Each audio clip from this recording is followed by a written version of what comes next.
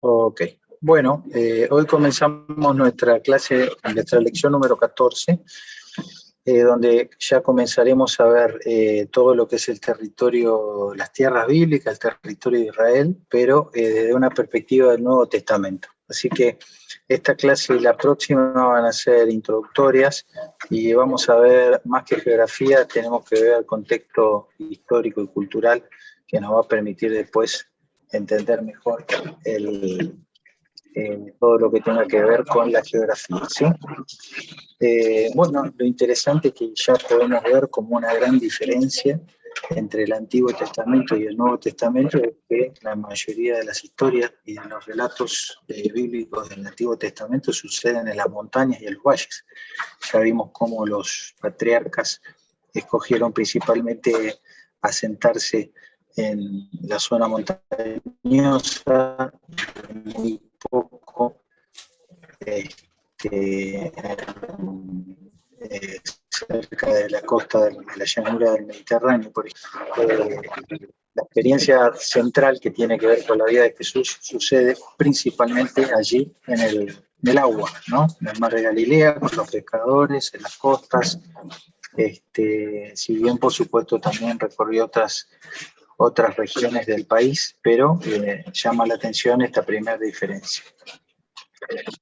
Fíjense este comentario de un libro escrito en 1883, donde Ernest Renan hace una de las primeras biografías, podríamos decir así, sobre la vida de Jesús. Y observen lo que él dice: tales son las reglas que se han seguido en la composición de este escrito. La lectura de los textos he podido añadir una gran fuente de inspiración, el conocimiento de los lugares donde acto la exploración de la antigua Fenicia, la cual he dirigido entre 1860 y 1861, me llevó a residir cerca de las fronteras de Galilea y a viajar frecuentemente por ella.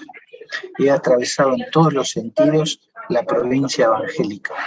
He visitado Jerusalén, Hebrón y Samaria, y no me he olvidado de casi ninguna localidad importante de la historia de Jesús. Toda esta historia, que a distancia parece flotar en las nubes de un mundo irreal, tomó así un cuerpo y una solidez que me asombraron. Remarco nuevamente esta frase de este hombre, este explorador, porque fíjense cómo en su época la mirada que uno podía tener en la lectura de los evangelios era por las traducciones y por la poca instrucción que hay de lo que es el conocimiento del lugar y la cultura hebrea, llevaba a que muchas veces son historias que las leemos y tenemos un imaginario personal o un imaginario colectivo que dista mucho de lo que es realmente el lugar y la cultura donde sucedieron las historias. Por eso lo describe así, como un mundo irreal,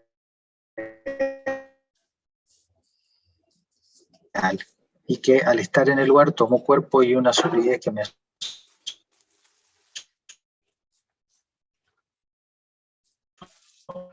la sorprendente concordancia de lo angélico con el paisaje tuve ante los ojos elegible, y en lo sucesivo, a través de los relatos de Mateo y de Marcos, en lugar de ser abstracto, en lugar de un ser abstracto que se dirigía, que nunca ha existido, vi vivir y moverse a una admirable figura humana. Así que es muy interesante esta apreciación que hace este hombre y que lo llevó a ver en el paisaje como si fuera un quinto evangelio o un paraevangelio que va describiendo y pintando los contenidos de los 4 evangelios inspirados, ¿sí?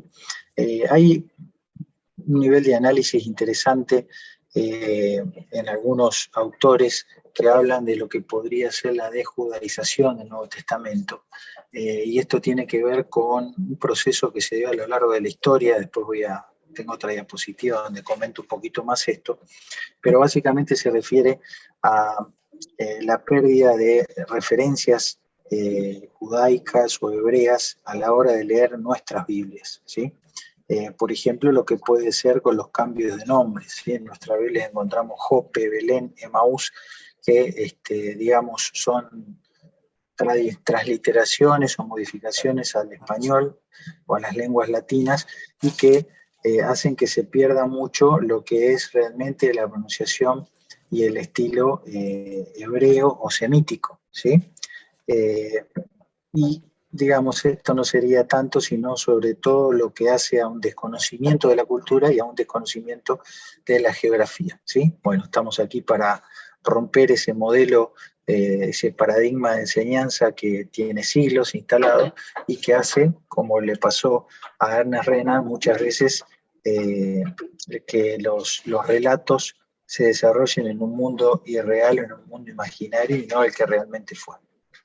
Bueno, aquí algunas fotografías que ya hemos visto en otros momentos, de lo que es la zona norte de Galilea, territorio sumamente verde, fértil, húmedo, y la zona de la Baja Galilea, precisamente la zona donde se crió Jesús, la zona de Nazaret, que tiene superficies más planas, dentro de ser una zona montañosa también, que permite el desarrollo de la agricultura.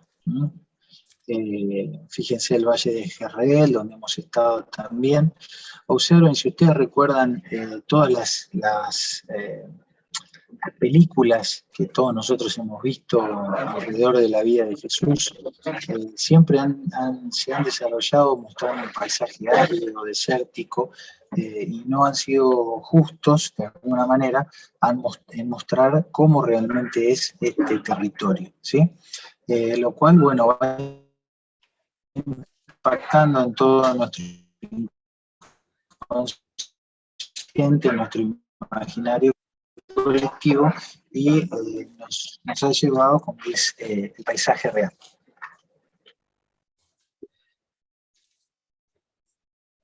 Bueno, una fotito más del mar de Galilea, al que ya hemos estado, perdón, y volveremos oportunamente.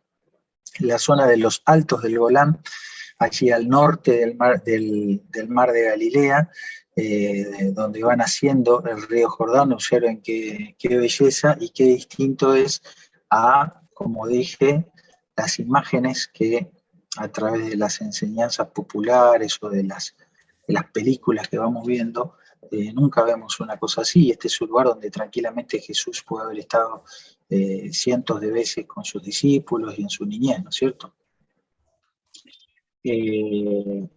Observen las características edilicias, todo lo que es la zona de la Decápolis, ya vamos a ver dónde quedaba, aún al día de hoy quedan restos, y si bien esto es construcción romana, nos habla de todo un gran desarrollo arquitectónico en toda esa zona. No se trataba de parajes perdidos con 3 o 4 ranchos de paja, sino que había verdaderas metrópolis en toda esa región. Y el río Jordán con su verdor en prácticamente todo su recorrido. Por supuesto que tenemos el ya conocido desierto de Judea, en una zona donde hemos estado ocasionalmente, pero aún así siempre recuerden que no es el desierto de dunas, médanos y camellos que habitualmente nosotros nos imaginamos. Una imagen de la Jerusalén actual, que por supuesto no es la que conoció Jesús, sobre todo este sector de acá, toda esta edificación, que va ocupando prácticamente todo el Valle del Cedrón, que vendría por aquí, pero ya podemos ver lo que es la explanada del templo. Esto sería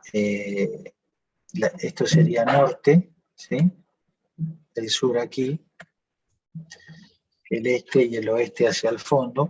Y ahora vamos a ver una imagen de lo que podría ser una reconstrucción digital de la ciudad de Jerusalén que conoció Jesús, ¿sí? Nuevamente aquí el Valle del Cedrón, todo lo que es la explanada del templo, acá, ¿sí?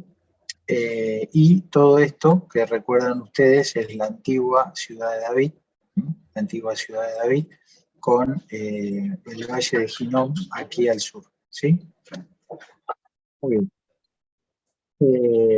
¿Qué podemos decir del Jesús histórico? ¿Sí? Algunas características básicas que son bien conocidas: su nacimiento, sus padres, y hablaremos más adelante de qué otras maneras se puede entender el concepto de José como artesano, como carpintero, y su madre Miriam. Lo que ya hemos dicho, pasó la mayor parte de su vida en la región norte de Galilea y vivió en el siglo I de la Era Común, una época de gran agitación en la tierra de Israel, marcado por la oposición a la dominación romana y toda una renovación espiritual de diferentes movimientos políticos, religiosos y revolucionarios, ¿sí? Su encuentro con Juan el Bautista, quien lo bautizó, y cómo él comenzó un movimiento propio de renovación animado por sus compatriotas judíos, ¿sí? Pasó varios años como predicador itinerante, rodeado de un círculo de discípulos, era un sanador y era popular entre las masas, enfureció a las autoridades judías y fue arrestado y juzgado por Poncio Pilato y crucificado durante la fiesta de Pascua aproximadamente en el año 30. ¿Sí? Ya estaremos viendo más detalles de esto, pero podemos tener aquí una pintura totalmente desapasionada desde el punto de vista histórico. ¿Sí? Otra cosa importante que vamos a ir diciendo es que Jesús fue un perfecto observante de toda la Torá, ¿sí? Fue un perfecto observante de todas las instrucciones que Dios había dado al pueblo de Israel, al pueblo judío. ¿Sí? Fíjense esta frase que él mismo le dijo a sus adversarios, ¿no? Religiosos, a sus adversarios políticos. ¿Quién de vosotros me redarguye de pecado? Y nunca hubo nadie que se levantase para acusarlo de haber quebrantado algún tipo de los mandamientos de la palabra de Dios, ¿sí? Porque el pecado se entiende eso, ¿no es cierto? Quebrantar los mandamientos de la Torá. Y así él se mantuvo irreprensible. Bueno, algo más sobre lo que es desjudaizar. Me gustaría que puedan leer este texto. ¿Alguno de ustedes lo puede hacer? ¿Quiere leer? Desjudaizar el Nuevo Testamento es el proceso interpretativo que reformula los escritos del Nuevo Testamento, privándolo de su contexto judío original. En cambio, a los pasajes son colocados en otro entorno no judío. Cristianizar es una técnica interpretativa similar que fusiona conceptos teológicamente más desarrollados, ideas cristianas más tardías en los textos del Nuevo Testamento. A veces esto sucede por ignorancia, otras veces por una interpretación cultural o para una correspondencia con la teología de la Iglesia y comúnmente en traducciones del Nuevo Testamento a otros idiomas. Ambos métodos alejan los textos del Nuevo Testamento de su contexto natural, creando un contexto imaginario, cultural, alternativo y engaña al lector.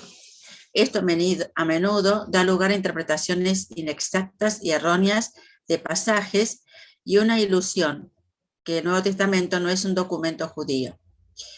Estas técnicas generalmente cambian el foco del Nuevo Testamento desde Israel a la Iglesia sin ningún lugar para Israel. Muy bien, gracias Adriana. Bueno, esto es un tema de análisis que hoy lo ponemos sobre la mesa, no va a ser nuestro tema en este curso, pero sí es importante tener en cuenta esto y, bueno, de a poco ir teniendo una mirada crítica, tener honestidad intelectual y tratar de ser lo más exactos y los más justos posibles a la hora del estudio bíblico, de la interpretación del texto, ¿sí? Entonces, se ve bastante cuando uno ya toma esta idea y empieza a mirar algunos pasajes, se ve cómo las traducciones van de alguna manera alejando todo lo que pueda tener olor a judío y muchas veces se nos va de alguna forma induciendo a tomar conceptos que ni siquiera son del cristianismo de la primera hora, sino de tradiciones posteriores, ¿sí? A veces en las traducciones, en las ediciones bíblicas, puede aparecer eso, y muchas veces, la mayoría, no tiene que ver tanto con el texto bíblico, sino ya con la preconcepción que en el día a día y en la generación tras generación vamos viendo en la cristiandad, por decirlo de alguna manera, sin hacer foco en ninguna denominación en particular. Observe, por ejemplo, esto, hablamos de Agustín de Hipona y de Jerónimo de Alejandría, que fueron dos grandes conocidos como los padres de la Iglesia, ya para que veamos la trascendencia y la relevancia que han tenido ellos en el pensamiento del mundo cristiano, de todas las ramas del catolicismo y también del protestantismo, ¿sí? Hablando de un salmo, dice, este se aplica a este grupo particular de gente malvada, es decir, los enemigos de Cristo, los judíos ingratos. Judas representa los judíos que fueron enemigos de Cristo, que odiaba a Cristo tanto entonces como ahora. En su línea de sucesión, esta especie de maldad lo seguirá odiando, ¿sí? Claramente una aversión a todos los judíos de parte de este hombre, ¿no? Jerónimo de Alejandría, que fue quien tradujo después la Biblia del griego al latín, de él salió la Vulgata Latina, que es una de las bibliografías madres que se usaron para las traducciones al español. Dice, Judas me traicionó, hablando de Jesús. Los judíos me persiguieron y crucificaron. En particular, esta es la historia de Judas, en general es la de los judíos. Los judíos toman su nombre no de Judá, que era un hombre santo, sino del traidor. Desde la antigüedad somos judíos espirituales. Del traidor vienen los judíos carnales. Judas está maldito, esto es, en Judas los judíos pueden ser malditos, ¿sí? Entonces, bueno, si estos dos grandes pensadores fueron los padres intelectuales de muchas de las cosas que van sucediendo luego en todas las denominaciones cristianas del año 300 en adelante, comprenderán que esto de la desjudaización es una realidad, ¿sí? Entonces, ¿qué queremos hacer nosotros con todo esto? Simplemente seguir estudiando, como lo venimos haciendo hasta ahora, y hacer un puente intelectual y de conocimiento para saltear todo este tipo de prejuicios, de dogmas, de modelos mentales que se insertaron en las religiones cristianas y saltar directamente al pensamiento del primer siglo o de lo que se conoce como la época del Segundo Templo, y si queremos ir más atrás, ir a la época del Primer Templo, ¿sí? Para que ustedes se den una idea o un ejemplo de los muchos que hay. Por ejemplo, hemos estado estudiando sobre Pesaj, vamos a seguir el domingo hablando de Pesaj, de la Pascua, que es el 14 del mes de Abib, y que es el día del sacrificio del Cordero o de la muerte del Cordero, ¿sí? Por eso el mismo apóstol Pablo dice que cada vez que comemos del pan y tomamos de la copa, la muerte del Señor anunciamos. Pesaj está directamente relacionado con la muerte del Cordero, ¿sí? Sin embargo, la Pascua, entre comillas, cristiana, ¿sí? Se celebra un domingo y se hace un énfasis en el día de la resurrección, ¿sí? Obviamente no hay ningún problema con esto. De hecho, nosotros celebramos la resurrección de Cristo cada vez que participamos de los símbolos, porque es lo que distingue a Jesús de cualquier otro líder religioso. Sin embargo, observen este cambio, ¿no? Acá hay un cambio, es lo que decíamos, una dejudaización de una fiesta para transformarla en una cristianización, entre comillas, y en el medio este problema, ¿sí? El problema de que la fiesta de día domingo, día de resurrección, está también muy relacionada en fecha y en motivo y en liturgia con festividades paganas, como es la festividad de la diosa Ostara, ¿sí? O Astarte, son diferentes nombres y que está tan relacionado con la forma de decir Pascua en inglés, ¿sí? Easter, ¿ok? Entonces observen, porque insisto, no es nuestro tema, pero qué interesante la aparición de este tipo de patrones en muchos de los contenidos que nosotros tenemos, ¿sí? Acá vemos una referencia a cómo se calcula la Pascua. Fíjense que nosotros seguimos un cálculo de las Pascuas, que es un calendario que se diseñó y se mantiene a partir del Concilio de Nicea en el año 325 y que corresponde básicamente al nacimiento de lo que es todo el movimiento católico romano, ¿sí? Y fíjense lo que dice claramente: la Iglesia Católica quiso ya desde un principio conmemorar la muerte de Jesús el mismo día que lo relatan los evangelios. Ha sido tradición de los judíos celebrar su Pascua sirviéndose del calendario lunar. Por supuesto, en la época de Jesús la Pascua se regía por los ciclos de la luna. Partiendo de esto, el calendario de Semana Santa se obtiene a partir del día de resurrección, que es el domingo siguiente a la luna llena del mes de Nisan, el mes de los judíos, que corresponde a los días 22 al 25 de abril. Dicho de otra manera, este día es el domingo después de la primera luna llena de primavera. El Concilio de Nicea aprobó de esta manera calcular el día de la resurrección, tomándose el cuidado de que la Pascua judía no coincidiera con la Pascua cristiana, ¿sí? Entonces, fíjense, ellos esperan a que se establezca lo que sería el 14 de Nisan, que es el día de la luna llena de ese mes, y al domingo siguiente tenemos la famosa Pascua cristiana que nosotros celebramos, ¿sí? Para que no coincida. Entonces, este tipo de cosas están metidas ahí en nuestra tradición, en nuestras costumbres familiares, religiosas, evangélicas, y bueno, el objetivo ahora no es patear el tablero y romper todo, sino ser conscientes de esto, sobre todo a la hora de hacer un estudio bíblico a conciencia, a profundidad, como estamos intentando hacerlo, y tener en cuenta todo este tipo de variables, ¿sí? Bueno, algunos datos más del trasfondo histórico de la vida de Jesús.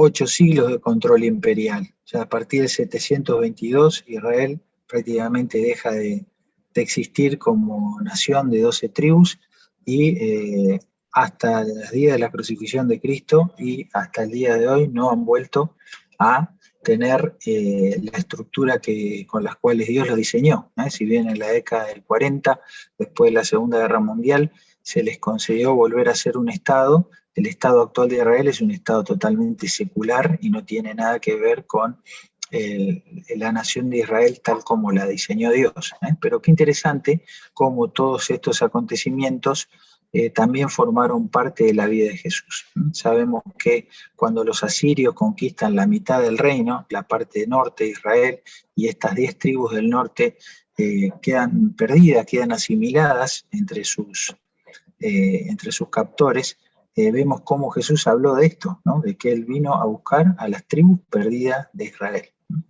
Luego, la conquista de Babilonia y la cautividad por 70 años y la destrucción de aquel primer templo llevó a que se incorporara a la lengua vernácula, la lengua hebrea, se incorporó el arameo, que era la lengua que se hablaba en Aram, en Babilonia, ¿sí? Y cómo Jesús también utilizó el arameo en muchas de sus enseñanzas, de sus frases más célebres. Algunas, incluso hasta el día de hoy, permanecen en arameo, ¿sí? ¿Alguno recuerda alguna de esas frases en arameo? Que se transliteraron de la misma manera a nuestras Biblias.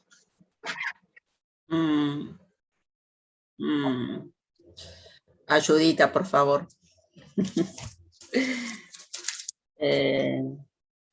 Por lo menos decinos la situación. Hubo una niña que murió. Tabita. Tabita Kumi, ¿sí? Y después otra Tabita frase más Kumi. Que Jesús dijo: Tabita Kumi, niña, a ti te digo, levántate, ¿recuerdan? Y después una de las frases que Jesús dice en la cruz: Eli, Eli, lama sabactani. ¿Se acuerdan? Dios mío, Dios mío. Eli, Eli, lama sabactani. Dios mío, ¿por qué me has desamparado? ¿Por qué me has desamparado? Exacto, esas son 2 frases en arameo, ¿sí? La palabra Gólgota también es una palabra aramea, y hay muchísimas más, solo que uno no las identifica si no te aclara ahí, ¿no es cierto?, la traducción. Bien, bueno, luego de los asirios y de los babilonios vino Ciro, el rey Ciro, y ahí comienza, esto fue 70 años después de la cautividad, y comienza el regreso de Judá y la reconstrucción del templo, ¿sí? Interesante que Jesús habló de que él era alguien mayor que el templo, ¿sí? Y hay una profecía de Ezequiel que tiene que ver con eso. Luego vinieron los griegos, el imperio greco-macedonio, con toda la influencia helenista de la cual hemos estado hablando mucho, y Jesús en muchas de sus enseñanzas fue en contra también de todo ese misticismo helenista que había contaminado inclusive a gran parte de los maestros de Israel, ¿sí? Y luego, bueno, haciendo un salto un poquito grande, pasamos a lo que fue el Imperio Romano y cómo Jesús muchas veces habló de amar a los enemigos, al que te pida que le lleves las cosas una milla, lleváselas dos, al que te pida dale también la capa. Eran todas referencias a la dominación romana. Entonces, como ustedes pueden ver, la presencia y las enseñanzas de Jesús estuvieron también muy vinculadas a la historia de esos últimos 800 años del pueblo de Israel. Acá hay una diferencia entre lo que fue la época del exilio, ¿sí? Acá estaría el exilio de Babilonia de esos 70 años, y entonces tenemos lo que sería la época pre y post, ¿sí? En la época preexílica, la Biblia que teníamos era la Biblia hebrea. Después del exilio, de los 400 años de silencio, ya con la venida del Señor, empezamos a tener la bibliografía del Nuevo Testamento. A la época preexílica se la llamó el periodo del primer templo, y a todo lo que vino después, que incluiría aquí, ¿sí? Desde acá en adelante, ¿sí? Se lo conoció como el periodo del segundo templo. Esto es 586, es la caída de Babilonia, más los 70 años de cautividad, y después de eso podríamos decir que cuando vuelven y empiezan a reconstruir el templo, se lo conoce como el periodo del segundo templo.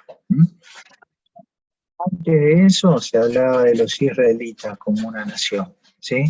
Después de ello solo se habla de judíos o judaítas y también los benjaminitas, ¿sí? Porque recuerden que la tribu de Benjamín fue la que sobrevivió junto con la tribu de Judá en el reino del sur, pero se asimilaron, entonces ya no se habla más prácticamente de benjaminitas, sino de judíos. Antes de eso veíamos una sociedad tribal viviendo en su propia tierra ancestral.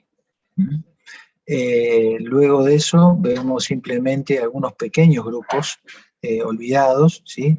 Totalmente desconfigurados.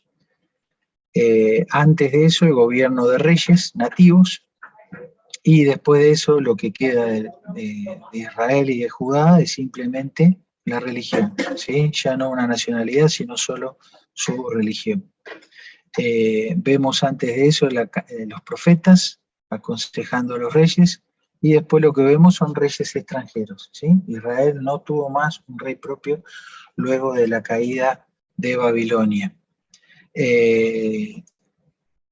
No vemos más que Dios sea adorado a través de sacrificios, solamente vemos algunos profetas hablando de eventos futuros, y siendo que antes Dios administraba justicia en este mundo, lo que queda como filosofía y como mensaje después del segundo templo era la esperanza de la venida del Mesías y la recompensa o el castigo en el mundo venidero. También es interesante esto que dice un comentarista, que la ley en realidad no está abolida. La ley sigue vigente, y siguen vigentes sus reglamentaciones y también las penas, ¿sí? A cumplir, solamente que muchas de ellas están como en una instancia de aplazamiento de la pena, pero cuando Dios vuelva a juzgar y a condenar a vivos y a muertos, lo va a hacer a partir del mismo marco legal que Él diseñó, ¿sí? Que es el marco de la ley, y eso va a servir de jurisprudencia y de marco regulatorio para la aplicación de todo tipo de penas que Dios va a establecer cuando juzgue a todas las naciones, ¿sí? Muy importante. Muy bien, allí vemos un mapa de lo que podríamos decir el Imperio Romano y cómo fue su extensión. Y este personaje, interesantemente, el que primero, en el año 63 a.C., es quien va a dominar la región de Israel. Fíjense que acá hubo un periodo con el Imperio Greco-Macedonio, con Alejandro Magno. Digamos que si bien fue un imperio, Israel no fue avasallada y pudo mantener gran parte de su autonomía. Sin embargo, con la muerte de Alejandro, sus 4 generales se dividen, todo el imperio de Alejandro el Grande, y por supuesto empiezan a disputarse el territorio de Israel, que siempre sabemos fue muy codiciado por ser un paso estratégico hacia los 3 continentes. Entonces allí tenemos cómo los generales descendientes de Ptolomeo y de Seleucida y los reyes que vinieron después, descendientes de estos 2 generales de Alejandro, se disputaron este territorio, hasta que vino la rebelión de los macabeos, y de ellos surge un tiempo de reinado, fíjense, que fue más o menos del 167 al 63, es decir, unos 100 años de, vamos a decir, cierta autonomía, cierta independencia de un Estado judío independiente, ¿sí? Luego de esto, en el 63 a.C., con Pompeyo, vienen a nuevamente quedar bajo el dominio romano. Este Pompeyo se valió de la lucha interna que había entre los asmoneos, que era la casta que reinaba en Israel, ¿sí? Y acá tenemos un dato interesante. El abuelo de Herodes el Grande era un asesor de Juan Hircano, ¿sí? Que era uno de los 2 hermanos que se disputaban la autoridad y el reinado sobre ese estado independiente de Israel. Pompeyo lo nombró rey de la región luego de conquistarla. ¿Por qué? Porque evidentemente este abuelo de Herodes ayudó, siendo asesor, ayudó a desestabilizar internamente la unidad de los asmoneos. Los romanos se aprovechan de la guerra civil en Judea entre los asmoneos, una rivalidad entre los 2 hermanos, Aristóbulo y Hircano, para conquistar la tierra de Israel y poner fin al estado asmoneo independiente. Así fue como sucedió la caída de Israel a manos del Imperio Romano, ¿sí? Y bueno, luego vino Herodes el Grande, que gobernó entre el año 37 a.C. y el año 4 a.C. Y se decía esto: es mejor ser el cerdo de Herodes que el hijo de Herodes. Acá hay un juego de palabras entre cerdo e hijo. Y efectivamente se dice esto porque Herodes mandó matar a muchos de sus hijos para evitar que hubiese ahí alguna rebelión y él perder el poder, ¿sí? Augusto César, también en realidad llamado como Cayo Octavio, fue quien estuvo siendo el emperador en la época de Jesús, ¿sí? Del 63 a.C. hasta el 14 después de Cristo. Y ustedes pueden observar cómo en todo este imperio también de los líderes romanos hubo traiciones y muertes entre parientes todo el tiempo. Típico, digamos, no solo del imperio, sino de la naturaleza humana, y en todos los momentos de la historia hemos observado este tipo de conductas entre la gente que tiene poder. En cuanto a Herodes en Grande, debemos recordar que fue aquel que mandó a matar a los niños menores de 2 años cuando pasaron los magos, ¿se acuerdan? Entonces, el relato histórico nos dice que él murió antes de Cristo. ¿Cómo puede ser eso? Bueno, creo ya lo habíamos explicado cuando empezamos con la serie Más que un rabino, pero si tenemos antes de Cristo, acá tenemos el nacimiento de Jesús, ¿sí? Hay un desfasaje, esto es lo que se conoce como el año en el que nace Jesús, que sería el año 1. En realidad, el año 1 que nació Jesús está mal calculado. Se calcula que Jesús puede haber nacido alrededor del año 6 antes de Cristo, ¿sí? Precisamente porque acá habría sucedido la muerte de Herodes en el año 4, ¿sí? Entonces esto permite que hubiese habido un periodo donde coexistieron Jesús y Herodes el Grande, más o menos unos 2 años, que fue el tiempo en el cual acá vinieron los magos y se produce la matanza de los niños. Y luego de eso, Herodes muere en el año 4 antes de la era común. Por eso calculamos que el nacimiento de Jesús tiene que haber sido alrededor del 6 antes de la era común o antes de Cristo, ¿sí?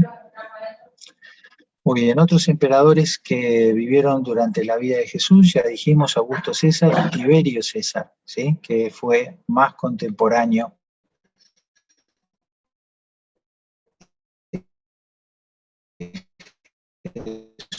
propiamente dicho. Hablamos algo de él cuando empezamos con la idea de él, porque es la persona que menciona a Lucas, ¿sí? Cuando empieza a escribir su evangelio, lo pone como referencia histórica a Tiberio César, que fue un loquito, un degenerado, sin palabras. Entonces acá tenemos un poquito el desarrollo de la Roma imperial, la conquista, dijimos, por Pompeyo, después queda Herodes el Grande, que gobierna como rey, pero es un rey vasallo, ¿sí? Es un títere de Roma. Luego tenemos a Arquelao, que gobierna sobre algunos sectores del territorio de Israel, Herodes Antipa y Felipe. Estos fueron los 3 hijos de Herodes el Grande, ¿sí? Que se dividieron el reino cuando su padre Herodes murió.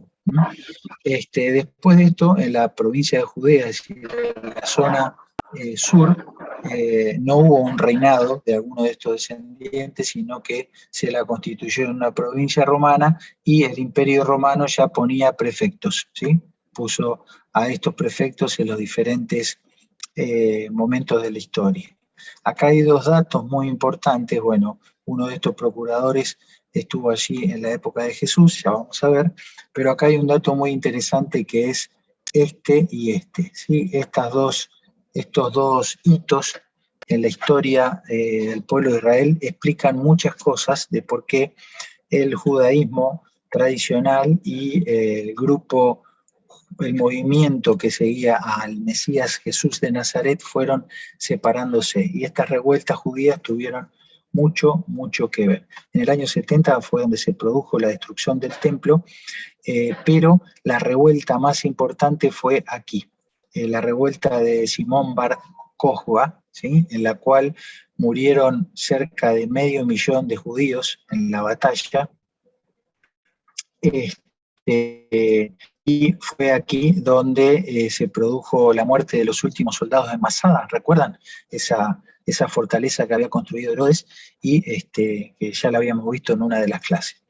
Lo interesante es que luego de esta revuelta, el emperador de turno de momento, ¿sí? No recuerdo ahora el nombre, ya lo voy a buscar, es que decide realizar prácticamente lo que fue una aniquilación de todo rastro de judaísmo en la tierra de Israel.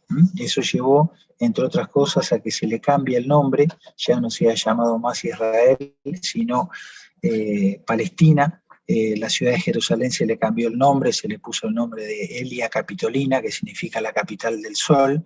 En fin, una serie de maniobras políticas y bélicas para erradicar todo lo judío del imperio. Él lo hizo por una cuestión política, pero esto impactó negativamente en el entendimiento y en la forma de ver también a la cristiandad como un movimiento judío, que seguía el Mesías, un movimiento mesiánico, judío mesiánico, que es como deberíamos estar llamándonos nosotros hoy día. Muy bien, fíjense, esto es lo que les decía, cuando muere Herodes en el año 4, la tierra de Israel se divide en tres provincias, ¿sí? Que son las que nosotros conocemos de nombre en los relatos del Nuevo Testamento, ¿sí? La región de Judea al sur, la región de Samaria, la región de Galilea y la región de Traconite y la Decápolis, ¿sí? Y estos tres descendientes, estos reyes, tomaron, Arquelao tomó la región de Judea y de Samaria, la zona más sur, Herodes Antipas tomó Galilea y Perea, Galilea y Perea, las dos en rosa, y Felipe tomó todo lo que vemos en verde, Traconites, ¿sí? Arquelao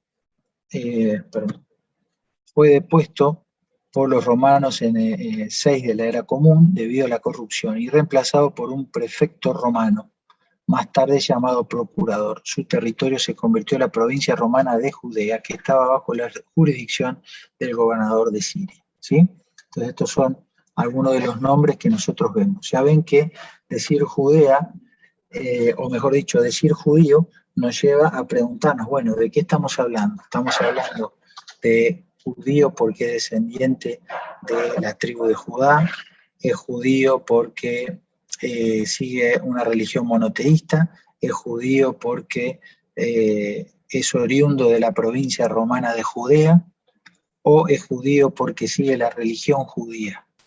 Se dan cuenta cómo un mismo nombre en castellano puede hacer referencia a diferentes conceptos, y eso hay que tenerlo en cuenta en algunas de las lecturas e interpretaciones que podemos hacer.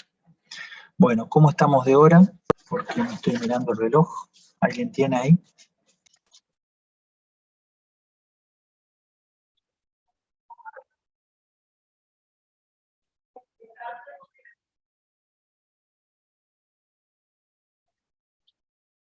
¿Cómo estamos hasta aquí?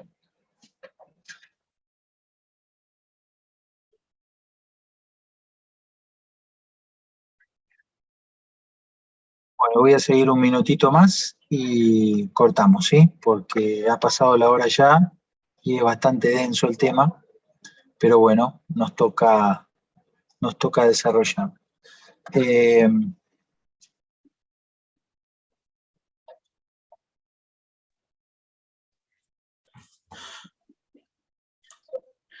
Perdón, Román.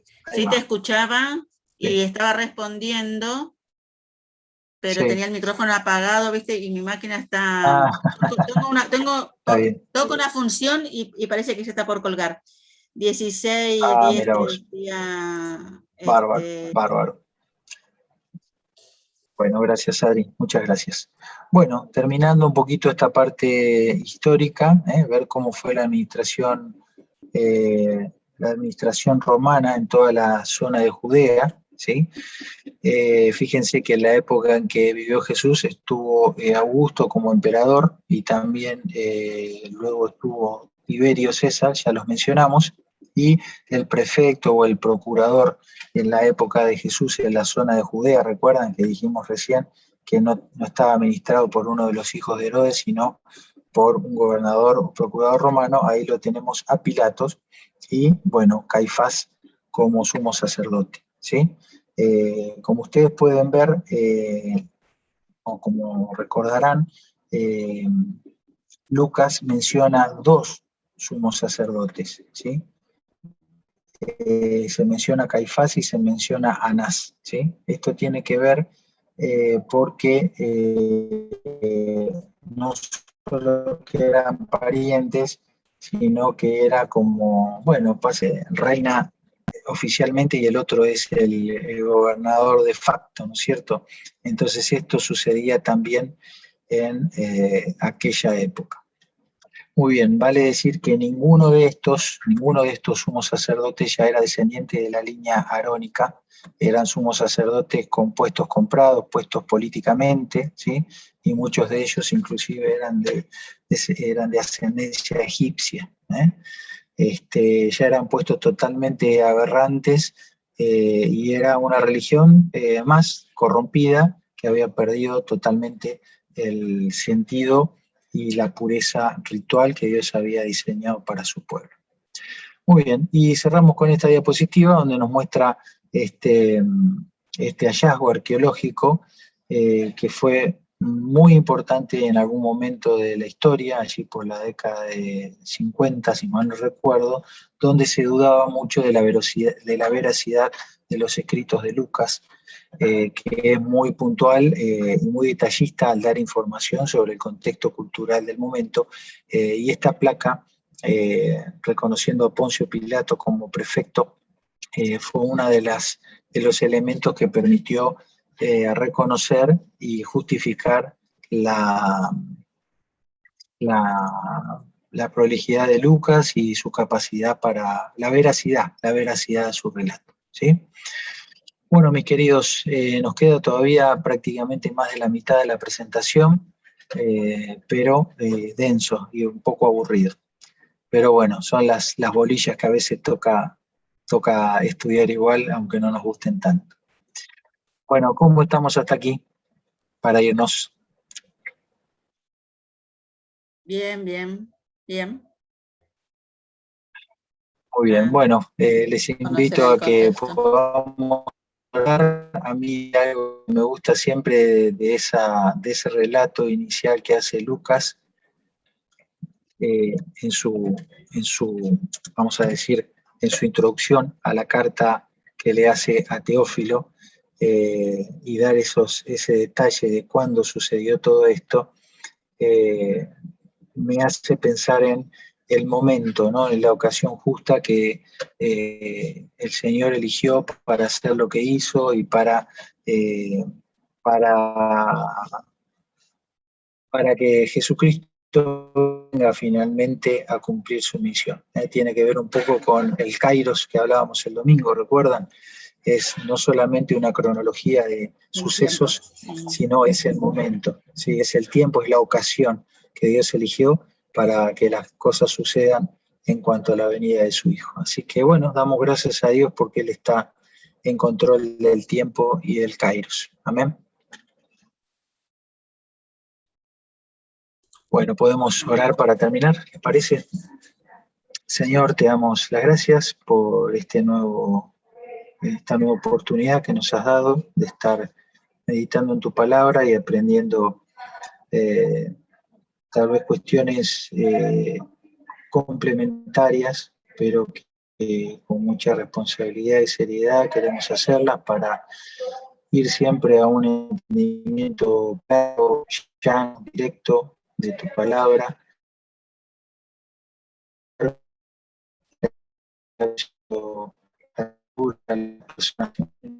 Señor, y de esa manera estar allí lo más cerca posible, siguiendo cada maestro. Ayúdanos a recordar estos conceptos para que cuando los necesitemos puedan estar allí en nuestra mente. Y Señor, líbranos de todo tipo de prejuicio, de enseñanza errada, de pensamiento tradicional que distorsione, empañe o tuerza tu verdad, tu mensaje. Ayúdanos a mirarte a ti y solamente a ti y a tener a tu palabra como única referencia. Te agradezco por la vida de Adriana, de Gustavo, Señor, por la constancia de ellos cada jueves, también por los hermanos que siempre están y hoy no han podido, y por todos aquellos que tal vez estén ahora mirando la aplicación o van a ver la grabación. Señor, para todos nosotros rogamos tu guía y tu dirección en nuestra vida. Te lo pedimos todo en el nombre de Jesús. Amén. Amén.